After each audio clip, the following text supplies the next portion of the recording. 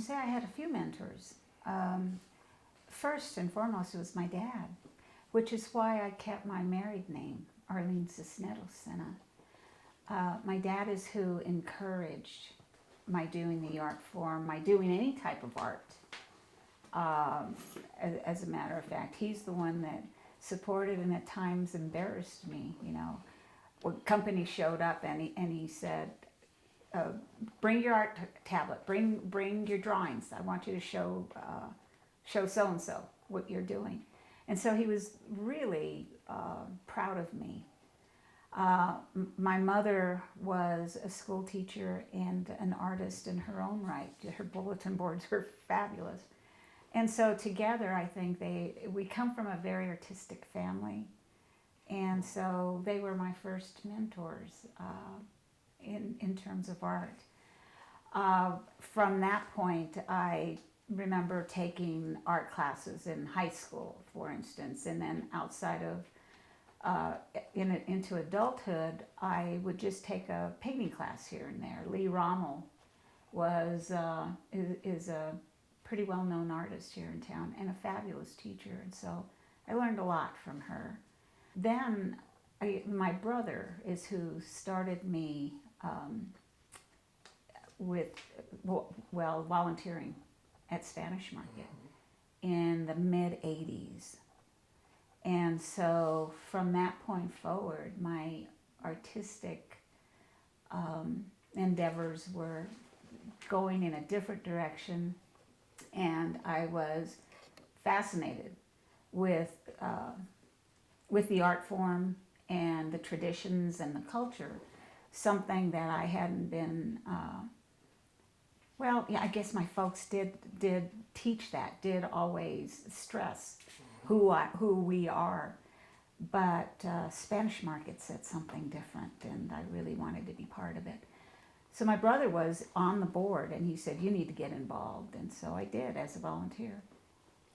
And so that's another mentor. And then once I got involved, like everyone else, you know, I think Charlie Carrillo was another mentor who sort of encouraged me in saying, he said something to me once that I've kept forever, is don't compromise who you are. I was always questioning the fact of whether my style was somewhat different from all of the other santeros at the time. And that's what he said, don't compromise your style. I hope it continues. I'm working really hard to keep it up front and foremost. I think it's important to pass it on to younger people, to just pass it on. I've taken a responsibility, I think, by talking about it. I often do talks and lectures, just talking about what it is this art form is, this tradition is. If we fight to keep it going, I think we can succeed. My children want to follow this. I have 2 grandchildren, a 10 and 7, who definitely want to. And so they're painting with me all the time, and they're fabulous little artists. But first and foremost, they understand this isn't an art form. This was functional at one point, and in my view, it still is. It hasn't changed its duty, and it's important. I think we have a responsibility to pass that on. That it's an art form first, yes, but I think it's functional. There's a reason. It's always been really important to me to use the traditional techniques. So I grind bugs to make red, and I use indigo and micaceous clay. The natural pigments are really important. The traditional techniques are important. I just happen to enhance mine a little bit with gold leaf because I don't know.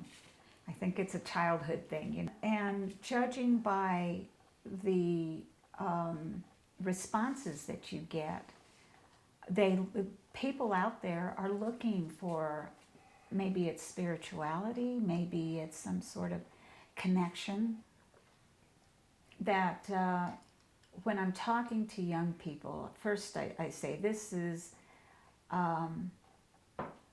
not being an artist.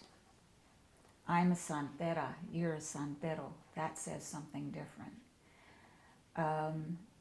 So they have to know that. But keep your faith and keep your culture and traditions alive. Don't let them go away. You need to pass on, like I'm passing on to you, a young person, or